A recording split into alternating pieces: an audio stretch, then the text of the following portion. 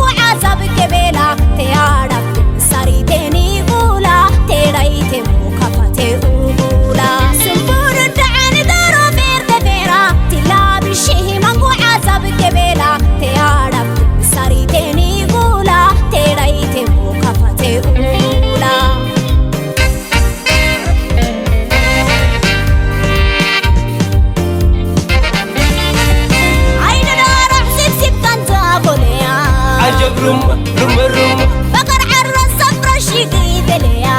Ajab rum goda diya deki miliya hubuti aroda galug dudumli.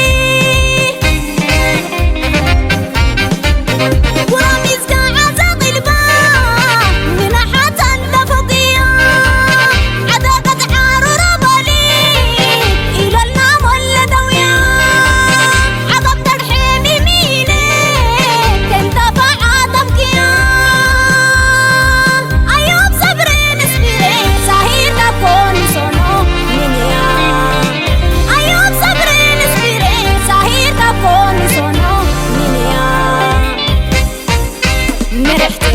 Amantati ubula pera perti tani dah hablulan itu.